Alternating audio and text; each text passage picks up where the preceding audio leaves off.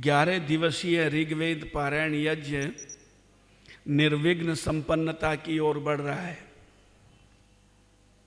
ये वर्षा कोई इसमें विघ्न नहीं है, यज्ञ करोगे तो होगी। यज्ञ से वर्षा होती है। यज्ञाद भवती पर्जन्य, पर्जन्याद अन्न संभव, अन्नाद भवंती भूतानि यज्ञ कर्म समुद्भव। कृष्ण जी कह रहे गीता में कि यज्ञ से बादल होते हैं, बादलों से वर्षा होती है, वर्षा से अन्न होता है, अन्न से प्राणियों की रक्षा होती है, इसलिए यज्ञ करना चाहिए। परमपिता परमात्मा से कुछ प्रार्थना करते हुए एक गीत के माध्यम से ये गायन किया है यहाँ पर। अच्छा, ये गायन क्यों होना चाहिए? एक दिन तो एक सज्जन यूं कहने लगे, अजी ये आर्य समाजों में गीत वाले कहां से आ गए? लो जी, ये तो मिट्टी खराब करने के चक्कर में लग गए थे हमारी। हमने कहा भाई साहब, परमात्मा ने वेद छंदोबद्ध किए हैं, ये सब स्वर वेदों से ही निकले हैं। और एक बात और है, कभी कभी आपने कहा होगा भाई इस काम को गद्य पद कर दो, हैं? गद्य पद का अर्थ जल्दीबाजी नहीं है, गद्य पद का अर्थ है गद्य में भी पद्य में भी, यानी कविता में भी और वैसे साहित्यिक भाषा में भी।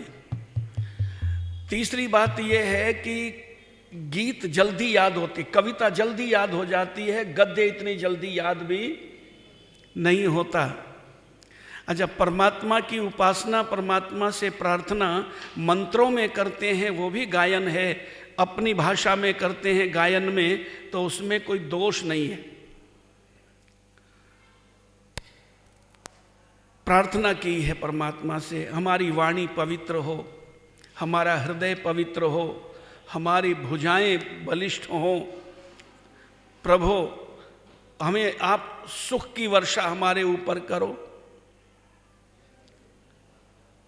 वैदिक प्रार्थना जितनी भी है मंत्रों में, वो व्यक्तिगत नहीं है, सब समष्टिगत है, सबके लिए। धियो यो नः प्रचोदयात्, हमारी बुद्धियों को, मेरी बुद्धि को नहीं, हमारी बुद्धियों को शुभ मार्ग में प्रेरित करो।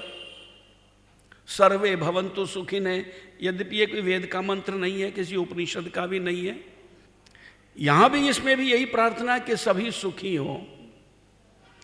कुछ लोग अपने अपने ढंग से प्रार्थना करते हैं, तो याद रखना परमात्मा उन प्रार्थनाओं को नहीं सुनता। ऐसा हुआ, एक कुम्हार के पास एक गधा था, उसका पड़ोसी एक बढ़िया घोड़ा ले आया। वो ईर्ष्या करने लगा, उससे जलने लगा। तो परमात्मा से प्रार्थना करता है, भगवान इसका घोड़ा मर जाए। मांगी एक कुम्हार ने एक रोज ये दुआ, घोड़ा मेरे पड़ोसी का मर जाए या खुदा, घोड़ा तो मगर थान पर यूं ही बंधा रहा, अफसोस की गधा कुम्हार का ही मर गया। तो झुंझला करके कुम्हार ने गुस्से में यूं कही, तुझे खुदाई करते करते मुद्दत गुजर गई, पर तमीज अब तक भी गधे की और घोड़े की ना हुई। घोड़े को कहा था तूने मेरा गधा ही मार दिया। यद्यपि अकस्मात कोई घटना घटी होगी, परमात्मा ऐसा नहीं करता। कई लोग अपने स्वार्थ के लिए कुछ भी कर ले, किसी के लिए सब कुछ मिट जाए बस मैं बचूं। शमशान घाट में लकड़ी की टाल खोल करके बैठ गया एक। किसी ने कहा रे यहां क्यों है कि मार्केट में कहीं खोल लेता तो लोग चूल्हा जलाने के लिए और अन्य कार्यों के लिए ले जाते, यहां कौन खरीदेगा, सब अपना इंतजाम करके लाते हैं। कहने लगा मैं तो रोज कृष्ण जी महाराज से उपासना पूजा करता हूं, उनसे प्रार्थना करता हूं, घंटी बजाता हूँ उनके सामने, तिलक लगाता हूँ, भोग लगाता हूँ उनको और कहता हूँ विनती सुन ले हे गोपाल, मैंने खोल ली लकड़ी की टाल, इतनी कृपा करो गिरधारी, चले यहाँ भयंकर बीमारी, मरे यहाँ लाखों नर नारी, सब लकड़ी बिक जाए हमारी। और अपनी लकड़ी बेच करके 4 पैसे कमाने के चक्कर में दुनिया को मिटाना चाहता है। बताइए, ऐसी प्रार्थना परमात्मा नहीं सुनता। परमात्मा से प्रार्थना भी करें, हे ज्ञानवान भगवन हमको भी ज्ञान दे दो,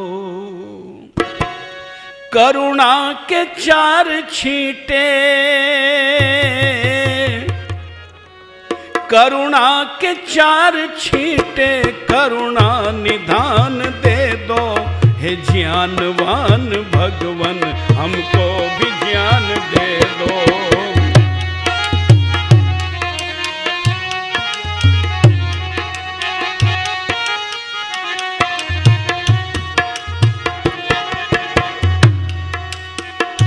बंद है।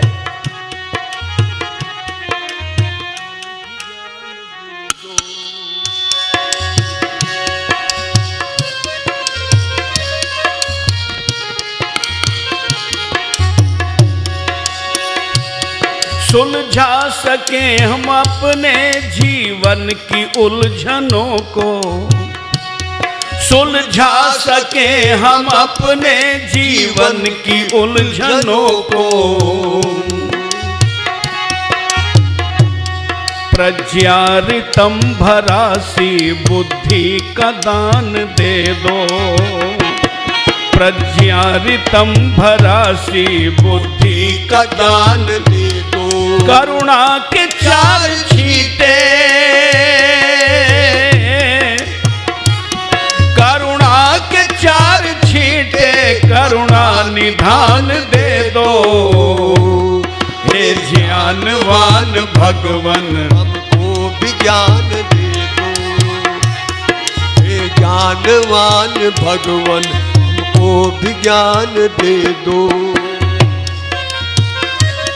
उपकार भावना से निर्भीक सत्यवाणी, उपकार भावना से निर्भीक सत्यवाणी, उपकार भावना से निर्भीक सत्यवाणी, निर्भीक सत्यवाणी, मीठे ही शब्द बोलूं ऐसी जबान दे दो, मीठे ही शब्द बोलूं ऐसी जबान दे दो, करुणा के 4 छींटे, करुणा निधान दे दो, हे ज्ञानवान भगवन हमको भी ज्ञान दे दो, हे ज्ञानवान भगवन हमको भी ज्ञान दे दो।